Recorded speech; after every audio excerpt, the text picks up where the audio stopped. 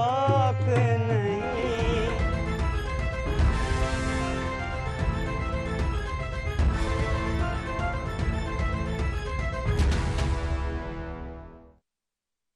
मुझे पीने का शौक नहीं। शराब पर मचे सियासी घमासान के बीच अवकाश के दिन यानी रविवार को अचानक शिवराज कैबिनेट की बैठक बुलाई गई, जिसमें शिवराज सरकार ने नई शराब नीति को लेकर बड़ा फैसला लिया।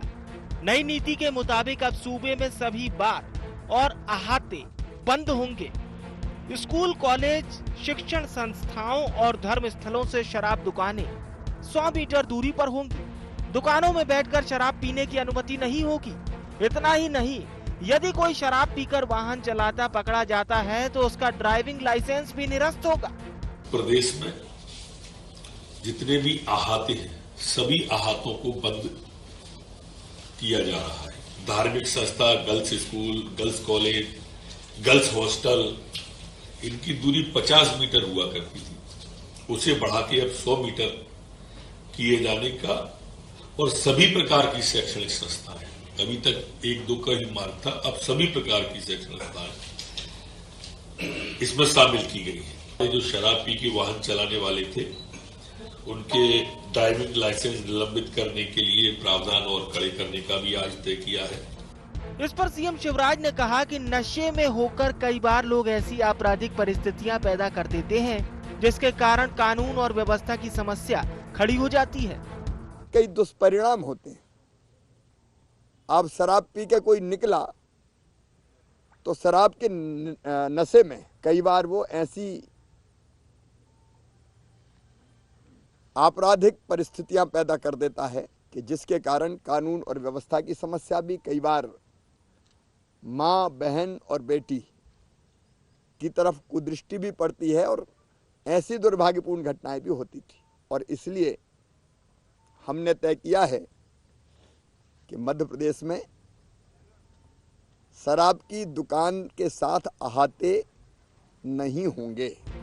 वहीं प्रदेश में शराबबंदी और सार्वजनिक स्थलों पर शराब की दुकानों को लेकर पिछले लंबे समय से प्रदेश सरकार के खिलाफ मोर्चा खोलने वाली पूर्व सीएम उमा भारती नई शराब नीति को लेकर गदगद नजर आई।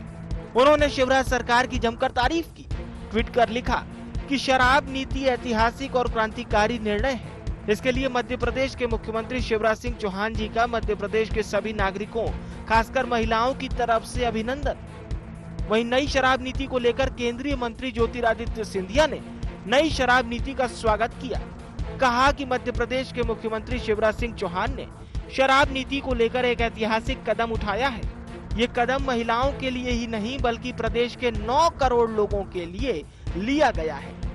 मैं मानता हूं कि जो नियम शिवराज सिंह जी ने लागू किया, उमा भारती जी ने जो निवेदन किया था, उसे स्वीकार करते हुए ये जनहित में है। शराब एक ऐसी बीमारी है जो व्यक्ति को पूर्ण रूप से नष्ट कर देती है, और मैं धन्यवाद अर्पित करना चाहता हूं। इतने ऐतिहासिक और क्रांतिकारी कदम उन्होंने केवल महिलाओं के हित में नहीं, लेकिन प्रादेशिक हित में 9 करोड़ प्रदेश की जनता के हित में लिया है। मैं उनको बधाई देना चाहता हूं और दिल की गहराइयों से धन्यवाद देना चाहता हूं। इधर नई शराब नीति को लेकर विपक्ष ने आरोपों की बौछार कर दी। नई शराब नीति पर सरकार के फैसले को चुनावी स्टंट बताया। पूर्व मंत्री पीसी शर्मा ने कहा कि देसी विदेशी शराब साथ बेचने से डबल दुकानें हो गई है, ये बस चुनावी स्टंट है। कुल मिला के पुरानी बोतल में नई शराब की जो कहावत है वो है, ये सब कुछ वही है। कुल मिलाकर जो कंपोजिट बेची और जो डबल दुकानें हो गई दुगनी, इस सरकार इसमें केवल अभी चुनावी स्टंट है इनका, बाकी इसमें कोई खास फेरबदल नहीं है। कुल मिलाकर ये नई शराब नीति उस वक्त आई जब शराबबंदी के मुद्दे को लेकर पूर्व सीएम उमा भारती मुखर थी। हालांकि अब उमा भारती नई शराब नीति के समर्थन में है, लेकिन विपक्ष इसे राजनीतिक मुद्दा बनाने में जुट गया है। लिहाजा चुनावी साल में एक बार फिर शराब का मुद्दा सियासत के केंद्र में है, जहां सत्ता पक्ष और विपक्ष के बीच आरोप प्रत्यारोप और जुबानी जंग शुरू हो चुकी है। लेकिन अब देखना होगा कि नई शराब नीति को लेकर सरकार के बढ़ते कदम कितने कारगर साबित होते हैं। लेकिन ये जरूर है कि मिशन 23 में शराब के मुद्दे की गूंज सूबे में सुनाई देती रहेगी। Bureau report IND 24। मुझे पीने का शौक नहीं।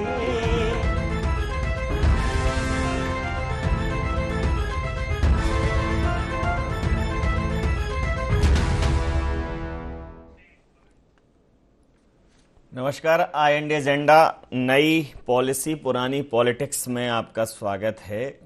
एक बड़ा ही मशहूर गाना है शराब को लेकर, मुझे पीने का शौक नहीं, पीता हूँ गम भुलाने को। और अगर सरकारों की बात करें तो वो कहती हैं कि हमें पिलाने का शौक नहीं, पिलाते हैं सरकार चलाने को, अर्थव्यवस्था को बढ़ाने को। और सरकार की जो व्यवस्था है उसमें अर्थव्यवस्था एक बड़ी महत्वपूर्ण चीज़ है, बड़ा महत्वपूर्ण घटक है।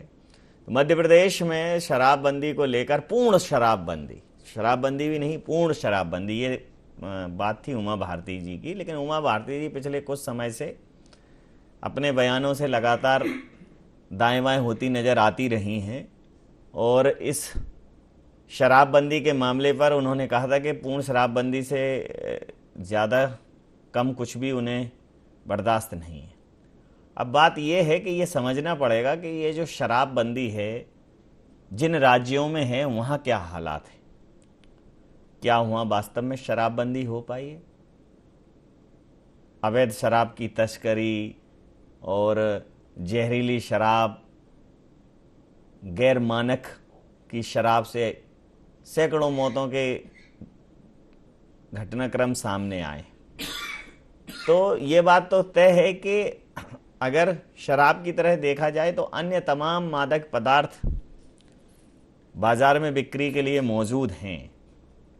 समझना ये होगा जो आम जनमानस है कि उसके लिए शराब का सेवन ठीक है कि नहीं। हालांकि सरकार ने इसमें एक अच्छी चीज़ ये जोड़ी कि जो अहाते हैं, जहां बैठकर जो शराब की दुकानें होती थी, कमोबेश उसके आजू बाजू से ही अहाते होते थे, वहां बैठकर शराब का जो लोग सेवन किया करते थे और कुछ जब ज़्यादा मात्रा में शराब पी लेते थे तो सड़कों पर वो झूमते नज़र आते थे। फिर अगर कोई वाहन से आया है तो वो वाहन चला कर जाता था। तो सरकार ने ये बड़ा अच्छा निर्णय लिया है कि अहाते बंद किए हैं कि भाई आप शराब खरीदो और अपने घर पर जाके सेवन करो। अब जब घर वालों के सामने रहोगे तो हो सकता है कि थोड़ा नियंत्रित रहे या पी ही ना पाओ।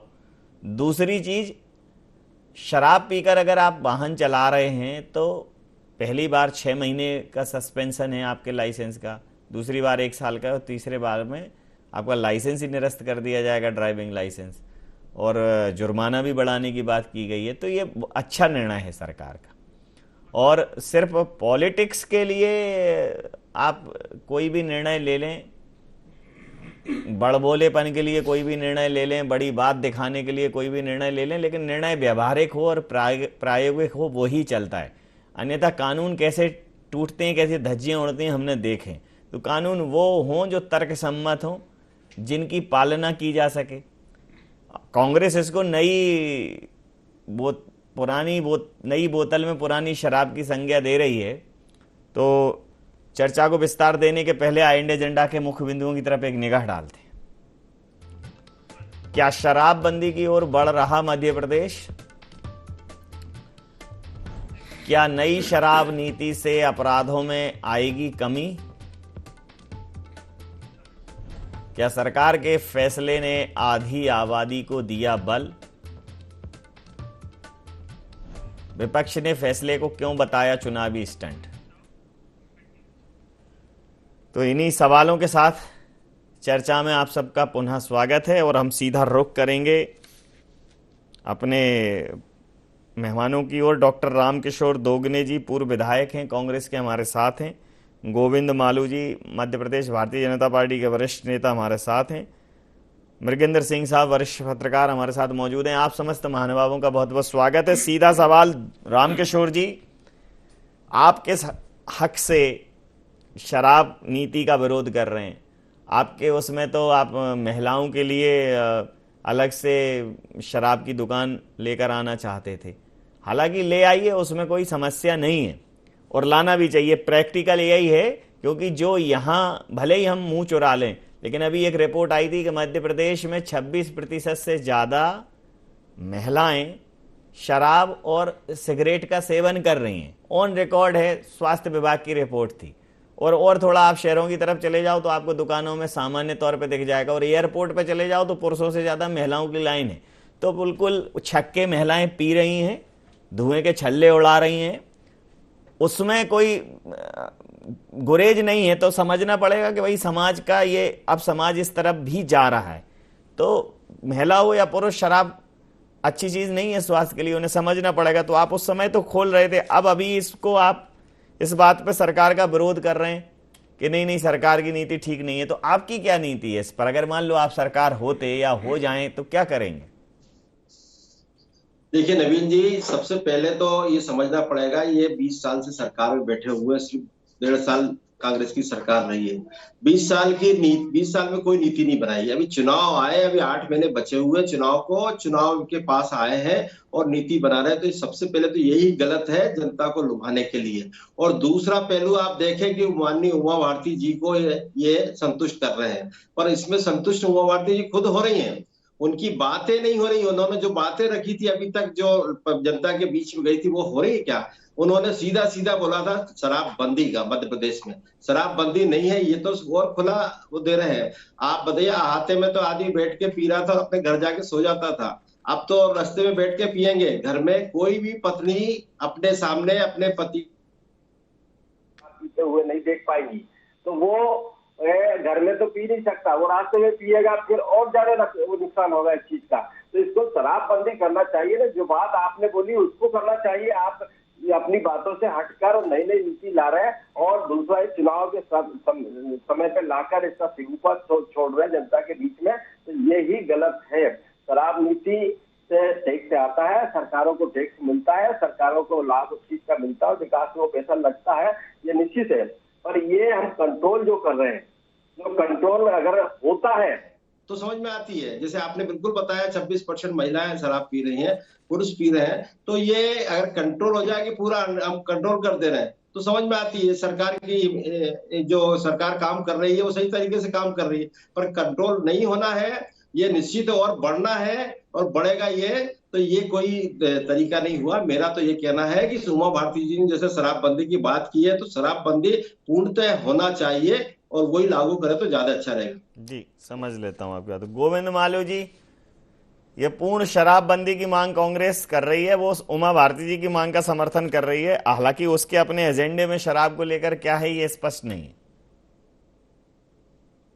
कांग्रेस को तो आज भी जो उमा भारती जी ने कहा उसका भी समर्थन करना चाहिए। मैं एक ही बात, आपने पहले गीत सुनाया, मुझे ये समझ में आता है कि एक शेर है, ऐसे लोग ये राजनीति में आए जो तर्क नहीं कुतर्क करते हैं, ये सही दिशा में जाने की बजाय उल्टी दिशा में जाते हैं। इतने साल, 60 साल सरकार रही, 50 साल सरकार रही, तब इनको समझ में नहीं आई शराबबंदी की। आज ही शराबबंदी की बात कर रहे हैं तो वचन पत्र में ले आए कि हम शराबबंदी करेंगे। और इनके लिए एक शेर याद आता है कि न पीने का सलीका न पिलाने का शऊर, ऐसे ही लोग चले आए हैं खाने में। तो ये राजनीति की दृष्टि से कुछ भी कुतर्क करें। देखिए आप ये पीने का सलीका और पिलाने के शऊर का एक शॉर्ट टर्म कोर्स चला दो, तो क्या है कि देखिए जो मतलब मैखानों की अगर स्थितियां सुधर जाएं तो कोई समस्या थोड़ी है उसमें। नवीन जी, ये जो अहाते बंद किए जी, उससे एक जन जागरण है कि जब खुले में शराब, अहाते में इतनी भीड़ लगती थी, वहां पर लोग जाते थे। अब घर पर जब नियंत्रण होगा तो घर पर जाकर शराब नहीं पी सकते, सड़क पर जाएंगे तो गिरफ्तार हो जाएंगे। पहले भी होता था कि अहाते से निकल के जाते थे और शराब पी रखी थी तो पुलिस उनको गिरफ्तार कर लेती थी। दूसरा ये हुआ कि 50 मीटर से 100 मीटर कर दी दूरी, नई दुकान नहीं खोली है इन्होंने, तो महिलाओं के लिए नई दुकान खोलने की बात की। इन्होंने तो घर पहुंच शराब घर पे भेजने तक की व्यवस्था की थी। तो आज ये राजस्व जो मिलता है उसको धीरे धीरे हम उस दिशा में बढ़ रहे हैं। अब सबसे बड़ी बात है, चाहे वो शराब हो चाहे दूसरा नशा हो, नशे से विरक्ति का के लिए जन जागरण करना, नशे से को हतोत्साहित करना, ये काम सरकार का और ये नीति है। वो शराब से हतोत्साहित करने के लिए हमारी सरकार ने नीति लाई है और इसके परिणाम, सकारात्मक परिणाम की बात करूं, सरकार ने एक और बात कही कि हम इसके लिए जन जागरण भी करेंगे, किस तरह से नशे से दूर किया जाए, किस तरह से शराब के सेवन को हानिकारक बताकर उनसे दूर किया जाए। इस जन जागरण अभियान में हम कांग्रेस को आमंत्रित करते हैं कि यदि वो अपना दायित्व समझते हैं सामाजिक, तो सरकार के सामाजिक अभियान में आप भी जुड़े और लोगों को प्रेरित करें कि वो नशा न करें, क्योंकि प्रेरित करना सबसे बड़ी बात है। जहां पर नशाबंदी है वहां पर भी स्थिति ये है कि वहां पर चोरी छिपे शराब पीते हैं। तो शराब की बंदी से ज्यादा जरूरी है कि नशा मुक्ति केंद्र भी बढ़ाए जाए और नशा मुक्ति के लिए अभियान भी चलाया जाए। और सरकार ने ये एक अच्छा कदम उठाया है कि आते बंद करके हतोत्साहित किया है लोगों को शराब पीने से। मैं प्रतिक्रिया लेता हूँ। घर जाके पी नहीं सकते और आते में सार्वजनिक रूप से वहां भी हंगामा होता है। मैं प्रतिक्रिया ले लेता हूँ। मृगेंद्र सिंह साहब, शराब को लेकर शराबबंदी की जाए, ये दोनों ही बात करती हैं पार्टियां, लेकिन जब सरकार में कांग्रेस थी आपने शराबबंदी पर कांग्रेस की नीति देखी। छत्तीसगढ़ में कांग्रेस की सरकार है, वहाँ होम डिलीवरी की भी सुविधा मुहैया कराई सरकार ने। राजस्थान में कांग्रेस की सरकार है। सरकार में रहते हुए पार्टियां शराब पर कोई और बात करती हैं, विपक्ष में रहते हुए कुछ और बात करती हैं। मूल बात ये है कि हमारे जो आर्म फोर्स हैं, हमारे जो सशस्त्र सेना बल है, चाहे एयरफोर्स हो, चाहे नेवी हो, चाहे आर्मी हो, इनके कैंटीन में शराब उपलब्ध है और सबसे अनुशासित माने जाते। तो समझाने की ज़रूरत है समाज को और ये बेहिचक स्वीकार करने की ज़रूरत है कि कुछ लोग इसका सेवन करना चाहते हैं। अगर हम ये समझा पाए कि ये कितनी मात्रा में आपके लिए ठीक है, नहीं ठीक है, मतलब सामाजिक जागरण एक बेहद आवश्यक विषय है। दूसरा, जो शराब है उसकी क्वालिटी ठीक हो, नहीं तो अवैध शराब से जो मौतें होती हैं उनकी रिस्पॉन्सिबिलिटी कौन लेगा। और देख लो आप बिहार में कितनी घटनाक्रम हुए हैं इस बीच में से। जेलों में लोग ठुसे हुए पड़े हैं। इसको लेके एक रिपोर्ट आई थी, कोई जमानत कराने वाला नहीं है, गरीब परिवार के लोग हैं, शराब पीने के उसमें अंदर चले गए। तो कहीं लोकप्रिय बनने की सनक कोई गलत निर्णय और अव्यवहारिक निर्णय न करा दे, क्या कहें? देखिए, शराबबंदी कोई कुछ भी कहे, लेकिन शराबबंदी संभव नहीं है। शराब की मात्रा कम हो सकती है, कुछ लोग प्रयास करें तो लोग छोड़ सकते हैं, बहुत सारे नशा मुक्त केंद्र भी बने हुए हैं। लेकिन अगर देखें तो पिछले साल के, अगर आपको सुन के होगा, पिछले साल के मुकाबले इस साल शराब की खपत में 40% से अधिक की वृद्धि हुई है। जी जी, अगर रिकॉर्ड उठा के देखें, ताकि लोग पी रहे हैं तभी तो शराब वृद्धि हो रही है। तो कुछ लोग ऐसे हैं कि वो उनकी आदत में हो गया कि बगैर उसके पिए नहीं रह सकते, उसके लिए चाहे जो करना पड़े। अब जहां आप बात कर रहे हैं, बिहार की बात करें या गुजरात की बात करें, जो शराब बंदी के कारण लोग नकली शराब या अवैध शराब के कारण मर रहे हैं, क्यों मर रहे हैं? क्योंकि लोगों की आदत में हो गई, तो जो भी मिलावटी जो भी मिल जाए पी रहे हैं, इसी कारण मर रहे हैं। अगर लोगों को वास्तव में शराब छोड़ना है तो उसके लिए एक अभियान चलाना पड़ेगा, लेकिन कोई भी सरकारें करने की स्थिति में नहीं होती। जहां बंद है, शराबबंदी है, वहां केवल सरकार की इनकम नहीं हो रही, बाकी वहां नेताओं की, अधिकारियों की, आबकारी विभाग की, पुलिस विभाग की, रेवेन्यू की अच्छी आय हो रही है। जो पैसा वहां जाना चाहिए, आप जिन राज्यों में शराबबंदी है, आप वहां के किसी होटल में चले जाइए, मंगाइए, बड़े आराम से आपको शराब मिल जाएगी। आखिर वो कहां से आ रही? इस मध्य प्रदेश सरकार ने जो निर्णय लिया है अहाते का, वो निर्णय अच्छा निर्णय है, लेकिन जरूरत इस बात की है कि जब ये बंद हो जाएंगी तो क्या जो शहर के चारों तरफ होटलों में मिलने लगेंगी या जो ढाबे हैं, आप अभी तो बंद हैं, आप जैसे 1 अप्रैल के बाद देखिएगा, जो भोपाल के आउटर के ढाबे हैं, खुले आम लोगों को बैठाने शराब मिलने लगेगी, बैठा के लोग पैसा ले होटलों में पीने लगेगी। तो जरूरत, इसमें निर्णय अच्छा है, लेकिन इसमें पुलिस, आबकारी और अधिकारियों की अच्छी कमाई बढ़ जाएगी। अगर वास्तव में सरकार को इस पर रोक लगाना है तो सख्ती से उन ढाबों, उन होटलों या उन जगहों पर रोक लगानी चाहिए कि लोग बैठ के शराब ना पिए। अब देखिए, खुलेआम लोग कहीं कोई देखेंगे स्कूल के पीछे कहीं खाली जगह मिल गई, वहां बैठ के लोग पिएंगे। इस पे कैसे रोक लगाएं, सबसे इस पे विचार करने की जरूरत है। और जो ढाबे या होटलों में अब मिलने लगे शराब, जो यहाँ बंद हो गई, लोग जाकर वहाँ पिएंगे, वहाँ पैसे खर्च करेंगे, इस पर क्या रोक लगाएं? इस पर विचार करना चाहिए। बात व्यवहारिक निर्णय की है रामकिशोर दोगने साहब, व्यवहारिक बात कोई करना नहीं चाहता। बाई बाई के लिए कोई भी निर्णय कि इसका जो साइड इफेक्ट है वो कैसे मैनेज करेंगे? ये बिल्कुल सही बात है नवीन जी, मैंने भी इसलिए बताया है कि सिर्फ उमा भारती जी को संतुष्ट करने के लिए नीति लाई गई है और चुनाव को सामने देखते हुए नीति लाई गई है। इसके अलावा इसमें व्यवहारिक कुछ भी नहीं है। व्यवहारिक करना चाहिए, उससे टैक्स भी मिलता है, सामाजिक विकास भी होता है, दोनों चीजें हैं। तो और दूसरा अनिवार्य आवश्यकता में भी आ गई है, मान के चलिए लोगों के। आज अगर 40% लोग, अभी जैसे बताया कि 40% लोग बढ़ गए हैं हमारे यहाँ शराब पीने वाले, और आप बता रहे 25% महिलाएं भी पी रही हैं, तो आप ये देखिए ना, जब ये परसेंटेज बढ़ रहा है तो कुछ कारण है, उसको जारी रखें और जारी में अच्छी क्वालिटी की रखें, उसके ऊपर पूरा मापदंड अपनाएं और आपके विभाग के अधिकारी उस पर कंट्रोल रखें। प्रॉपर तो समझ में आती है। आप ये हाथे बंद करके और शराब की दुकानें 100 मीटर 50 मीटर, वैसे ही 100 मीटर पर तो वैसे भी रहती है, ऐसा कोई 50 मीटर और 100 मीटर का कोई बड़ा भारी अंतर नहीं आ जाएगा। और इसके अलावा अभी मध्य प्रदेश में देखें तो हर गांव में किराने की दुकान में मिल रही है, किराने की दुकानों से शराब मिल रही है, हर गांव में दुकानें खुली हुई है। तो उस पर कोई कंट्रोल नहीं है, कोई अधिकारी कोई कार्रवाई नहीं कर रहा है, कोई पुलिस कार्रवाई नहीं करती, कोई एक्साइज कार्रवाई नहीं करती है। तो पूरे प्रदेश में खुली बिक रही है। आपके बोलने से क्या होगा? आप एक अपना प्लान बताएं कि हम किस तरह से बंद करेंगे, किस तरह से इस पर अनुशासन लाएंगे, इस पे किस तरह से हम लोगों को मोटिवेट करेंगे। ये सब चीजों के ऊपर पहले काम होना चाहिए, उसके ऊपर रिसर्च करें, फिर ये करें तो ज्यादा अच्छा है। सिर्फ सिगुपा है ये, उमा भारती जी को संतुष्ट करने का वो है और चुनाव में एक लालीपाप लोगों को दिखाने का, इसके अलावा कुछ भी नहीं है इसमें। जी जी गोविंद मालू जी, ये लॉलीपॉप है चुनावी, इसमें व्यवहारिक कुछ भी नहीं है। नवीन जी ये चुनाव का बहाना बनाए, उमा भारती जी का कहें अच्छा है कि नहीं इसकी बात करेगी, ये निर्णय अच्छा है कि नहीं, ये इस दिशा में कदम है कि नहीं कि शराब पीने से हतोत्साहित करने के लिए सरकार ने कदम बढ़ाया। भले आप इनको चुनाव का कहते हैं, हम उसको आरोप को स्वीकार करते हैं, चलो ठीक है, हम कह रहे हैं चुनाव की दृष्टि अच्छा निर्णय हुआ ना, चुनाव की दृष्टि से हुआ तो क्या बुराई है? यदि सामाजिक बुराई को दूर करने के लिए कुछ लाभ भी मिल रहा है तो क्या बुराई है उसमें? इससे कोई गुरेज नहीं हमें। लेकिन आज तक देखिए, एक जमाने में कांग्रेस के शासन में शराब तो शराब, अवैध शराब इतनी बिकती थी कि हजारों लोग काल कवलित हो गए। इंदौर के एक बहुत बड़े शायर थे, वो भी दुकानों में मिल रही है जहरीली शराब पीने से। तो ये जो स्थितियां हैं ये बदल गई हैं। और अब ये जो नियंत्रण की बात करते हैं, आपका क्या दायित्व है?